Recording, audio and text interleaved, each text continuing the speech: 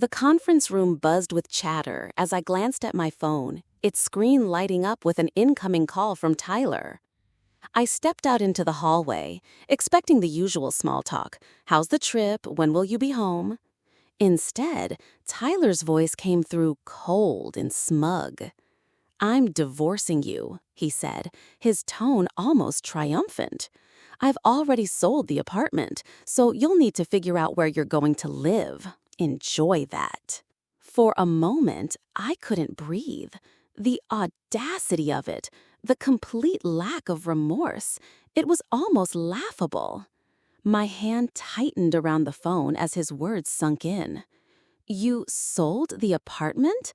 I asked, keeping my voice steady. Yeah, he said with a dry laugh. Nicole and I need the money to set up our life together. She deserves better than a tiny place like that anyway. Nicole. The name stung, though I'd suspected for months that there was someone else. Tyler's late nights, his sudden work trips, and the mounting distance between us all pointed to a third party. But to hear him speak her name so casually, as if I were the intruder in their life, lit a fire in my chest. Sounds good, I replied evenly. There was no way I was giving him the satisfaction of hearing me crack. My name is Amelia, and up until that phone call, I thought I'd married a man I could trust. Tyler and I had been together for 6 years, and while things hadn't always been perfect, I'd believed in our partnership. We'd worked hard to buy our apartment, a cozy 2-bedroom in the city that I'd fallen in love with the moment I saw it. It wasn't just a home. It was a symbol of everything we'd built together. Or at least that's what I thought. Looking back, there had been signs, small cracks in the foundation I'd ignored. Tyler's dismissive attitude whenever I asked about finances, his tendency to brush off my concerns with a charming smile and a quick kiss. I'd always assumed his confidence came from knowing what he was doing. Now, I realized it came from knowing he could manipulate me. The rest of the day passed in a blur. I sat through client meetings, nodding at all the right moments while my mind raced. Tyler thought he'd won. He thought he could pull the rug out from under me, sell the home I'd worked so hard for, and walk away scot-free. But there was one crucial detail he didn't know. The apartment deed had been in my name alone for months. I'd had it transferred after we refinanced earlier in the year, a move Tyler had agreed to without much thought because it meant a lower interest rate. He'd never bothered to ask about the details or read the paperwork he'd signed. His carelessness was going to be his undoing. By the time I returned to my hotel room that evening, my shock had turned into resolve. I wasn't going to cry or beg. Tyler wanted to fight? Fine, but this was a fight I was going to win. The first call I made was to Chloe, my lawyer and longtime friend. I laid out the situation in painstaking detail, my voice calm, even as my pulse raced. He sold the apartment? She repeated, incredulous. Does he even realize that he can't do that without your consent? Apparently not, I said, a hint of amusement creeping into my tone. He thinks he's already spent the money on his new life with Nicole. Chloe laughed dryly. Well, he's in for a rude awakening. The sale is invalid. You can prove sole ownership, and if he's taken any money from the buyer, he's on the hook for fraud. The word fraud sent a jolt of satisfaction through me. What do we need to do? I asked. First, we'll notify the buyer that the sale isn't legal, Chloe said. Then we'll draft a formal letter for Tyler outlining the consequences of his actions. If he's dumb enough to try anything else, we'll take him to court. As I hung up, I felt a strange sense of calm settle over me. Tyler thought he'd outsmarted me, that he'd left me powerless and scrambling, but in reality, he'd just set himself up for the ultimate humiliation. I spent the rest of the trip focusing on my work, compartmentalizing my emotions, and channeling my energy into the task ahead. The betrayal hurt, But the prospect of reclaiming my life and watching Tyler's smugness crumble gave me a sense of purpose I hadn't felt in months. When I boarded the plane home, I was ready. Ready to face Tyler, ready to dismantle his lies, and ready to start a new chapter without him. This wasn't just about winning. It was about taking back control. The flight home gave me hours to think about how everything had unraveled. Tyler's arrogance was astounding. He hadn't even tried to hide his betrayal, as if I was just another obstacle to bulldoze on his path to freedom. But instead of spiraling into anger, I focused on what I'd do when I returned. Tyler thought I was powerless, but he didn't realize I'd been playing the long game without even knowing it. As the plane touched down, my first call was Chloe. "I'm back," I said as I hauled my suitcase off the luggage carousel. "What's the next step?" "We've already notified the buyer," she replied, her tone brisk and efficient. They were shocked, to say the least, and not too happy with Tyler. They're willing to cooperate, which helps our case. "And Tyler?" I asked. "I sent the formal letter to his email this morning. It outlines the illegality of the sale, your sole ownership of the apartment, and the potential consequences of fraud. He hasn't responded yet, but if I had to guess, he's going to be furious." Good, I thought. Let him stew. When I arrived home, the apartment was eerily quiet. Tyler's things were still there, his jacket draped over the chair, his shoes carelessly tossed by the door. But the place felt different, like the energy had shifted. I took a deep breath and set my suitcase down, knowing that the confrontation would come soon enough. Sure enough, Tyler came storming in that evening, his face red with anger and his phone clutched in his hand. "What the hell is this?" he shouted, waving the letter Chloe had sent. "You're telling me I can't sell the apartment? It's half mine." "No, Tyler," I said calmly, crossing my arms. "It's not. The deed has been in my name for months. You can't sell something you don't own." He froze, his face a mixture of confusion and rage. "What are you talking about?" I grabbed the deed from the file I'd pulled earlier, holding it up for him to see. "After we refinanced, I had the deed transferred to my name. You signed off on it, remember? Or did you just skim the paperwork like you always do?" For a moment, he said nothing. Then his expression twisted into a sneer. "You think you're so smart, don't you? This doesn't change anything. I already made a deal, and you're going to look like a fool when it all falls apart." I stared at him, unblinking. "The sale is already void, Tyler. The buyer knows it, and they're ready to take legal action if you don't return the money. Oh, and speaking of money, I took a step closer, lowering my voice. If you've spent a single cent of that deposit, you're in even bigger trouble." Tyler's confidence wavered for the first time. "You don't know what you're talking about," he muttered, avoiding my gaze. "Oh, I know exactly what I'm talking about," I said, my voice steady. "You've spent years treating me like I'm too naive to notice what you're doing. But guess what, Tyler? I've been paying attention, and now you're going to deal with the consequences." He started pacing, his frustration mounting. "This is ridiculous. You're blowing everything out of proportion. You can't just kick me out of here." I raised an eyebrow. "Actually, I can. This apartment is legally mine. You can stay here for now, but only because I'm giving you the courtesy of time to figure out your next move. But let me be clear, I'm not going anywhere." Over the next few days, Tyler's anger turned into desperation. He called me repeatedly, leaving frantic voicemails that alternated between begging and threatening.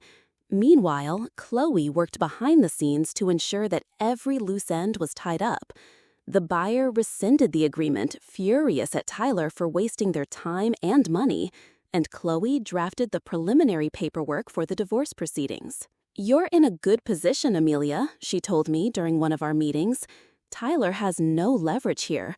Between the voided sale and the fraud charges hanging over his head, he'll have to cooperate if he wants to avoid a bigger mess. Her words were a relief, but they also reminded me just how much I'd allowed Tyler to control my life. For years, I'd ignored his dismissiveness and arrogance, telling myself it wasn't worth the fight. But now, I saw how much I'd been giving up, and I was determined to take it all back. Lauren, my best friend, came over one evening to help me reorganize the apartment. We boxed up Tyler's things, carefully stacking them in the corner of the living room. "How's he taking all this?" she asked, holding up one of his gaudy tie with a smirk. "Not well," I said, laughing despite myself.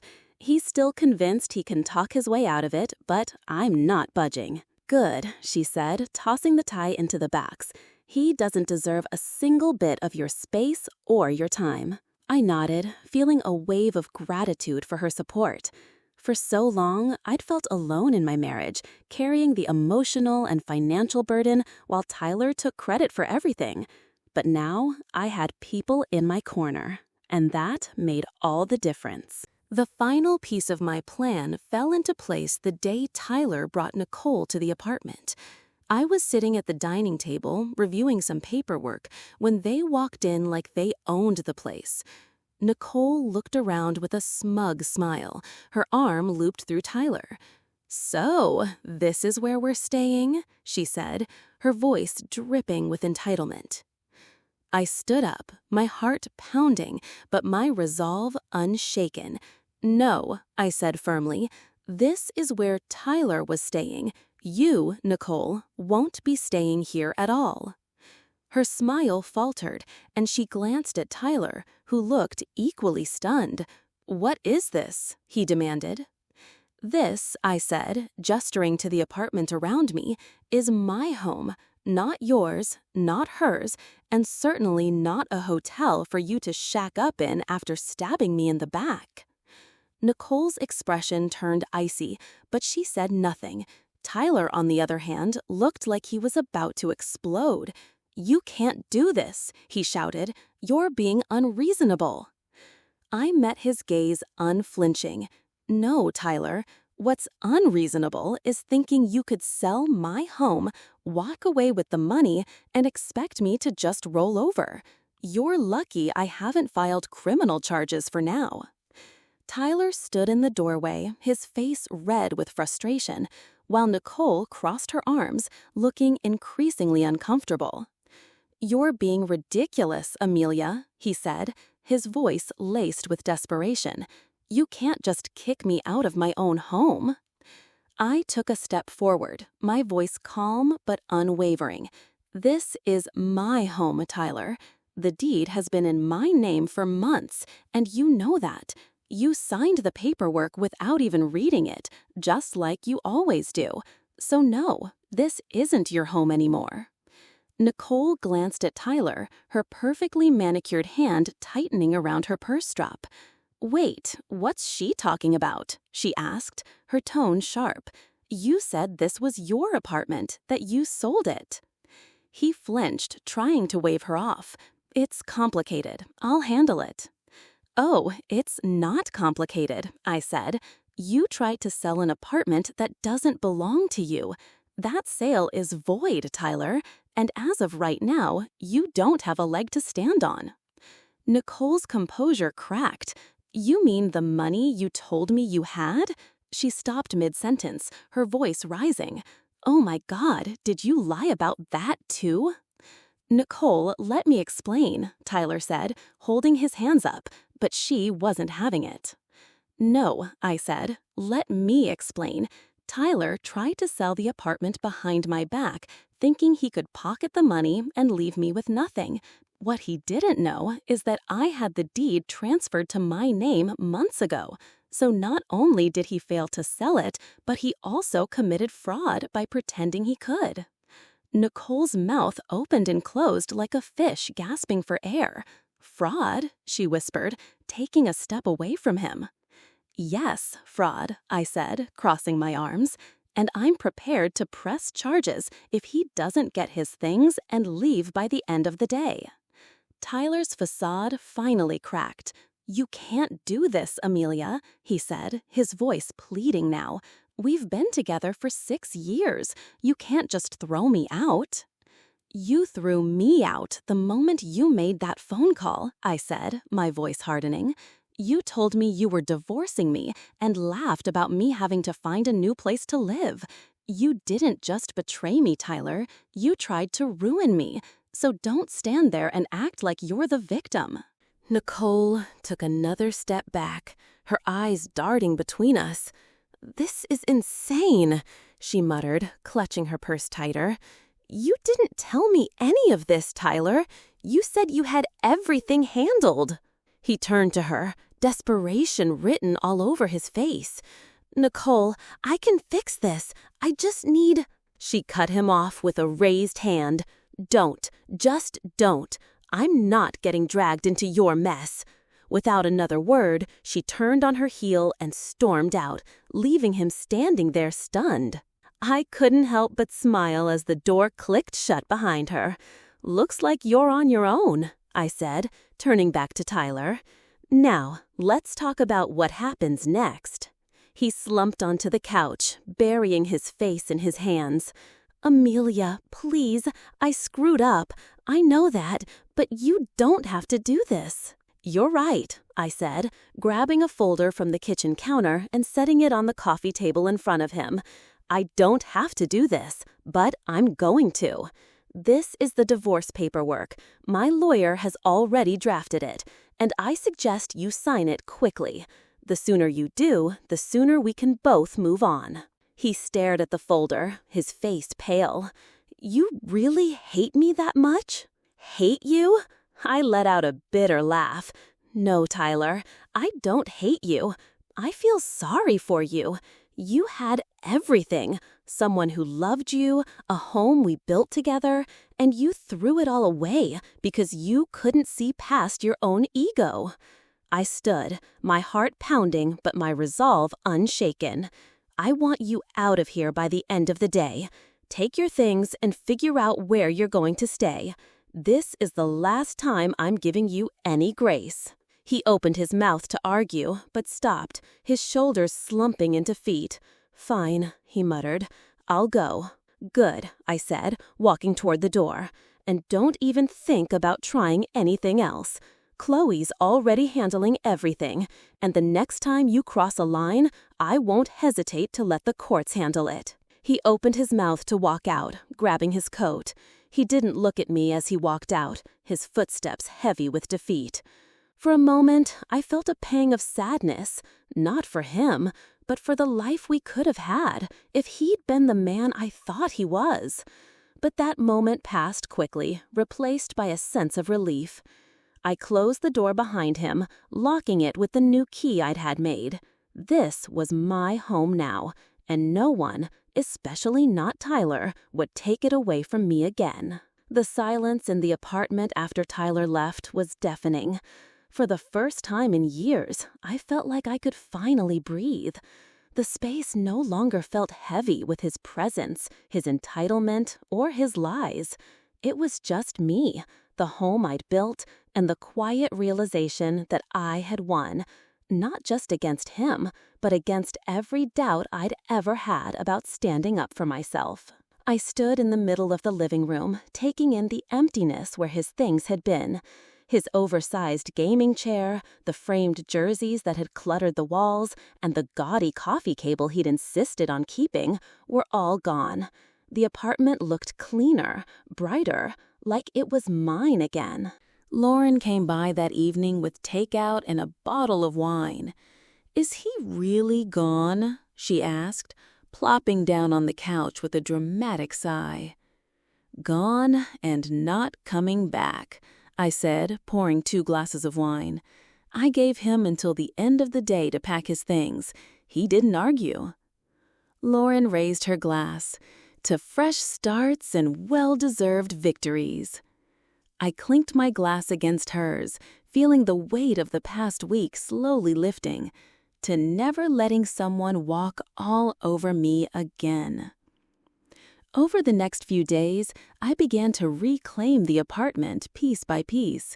I rearranged the furniture, moved my favorite artwork into the living room, and filled the space with things that made me happy.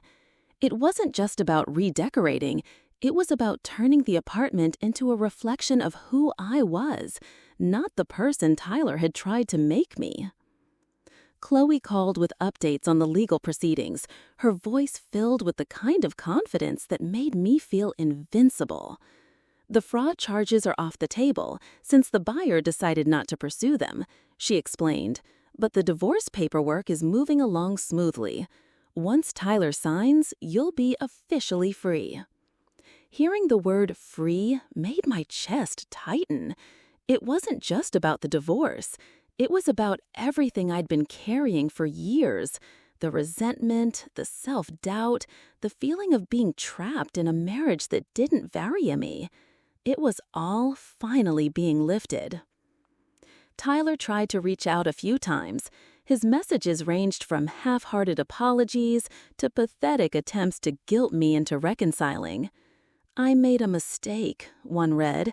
"Can't we at least talk about this?" Another was more desperate. "You're going to ruin me, Amelia. Is that what you want?" I didn't reply. For once, I wasn't going to waste my energy trying to fix something that was broken beyond repair.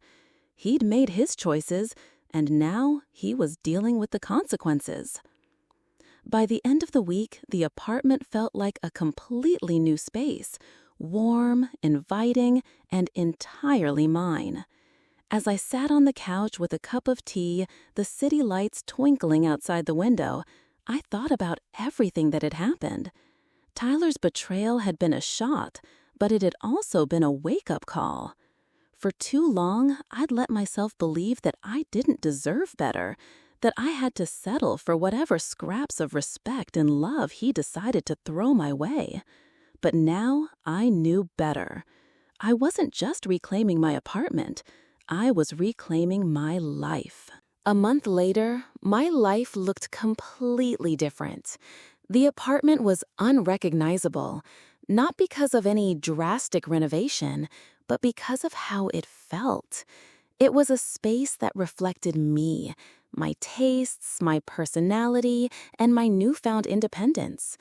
The absence of Tyler's clutter and his overbearing presence made the home feel lighter, freer. The divorce was moving along smoothly. Chloe had handled everything with precision, ensuring Tyler had no room to argue or complicate the process. He signed the papers without much fuss, likely realizing that he had no leverage. There was no grand showdown, no emotional plea to work things out, just a cold, clean break that felt both bittersweet and deeply satisfying. One day, as I sorted through some old papers, I came across a photo of Tyler and me from our early years together. We were smiling, arms around each other, full of hope and promise. I stared at it for a moment, letting the memories wash over me. There had been good times, moments when I truly believed we were building a life together. But those moments were gone, overshadowed by years of neglect, manipulation, and betrayal. I tucked the photo into an envelope and put it away in a drawer. It wasn't worth keeping out in the open, but I wasn't ready to throw it away either. It was a part of my past, but it didn't define me anymore. Lauren and I celebrated the finalized divorce with dinner and drinks at a trendy rooftop bar downtown. "You're glowing," she said, raising her cocktail in a toast. "Single life suits you." I laughed, feeling a warmth I hadn't felt in years. "It's not the single life," I said. "It's the freedom. For the first time, I don't feel like I'm living under someone else's rules." We toasted to that, and as the night went on, I felt a growing sense of pride in myself. I'd faced one of the hardest moments of my life and come out stronger. I wasn't just surviving, I was thriving. Back at home, I started planning for the future. The apartment had become more than a refuge. It was a symbol of everything I'd reclaimed. But I knew I wouldn't stay there forever. Someday, I'd move to a new place, one without any lingering shadows of my life with Tyler. Until then, I was determined to make the most of every moment in the space I had fought so hard to keep. As I curled up on the couch that night, a sense of peace washed over me. I thought about how Tyler had laughed during that phone call, so certain that he'd won, and I couldn't help but smile. His arrogance had been his downfall, and my quiet strength had been my salvation. This wasn't just the end of a marriage. It was the beginning of a new chapter, one where I called the shots, one where I chose happiness on my own terms. And after a long time, I felt truly free.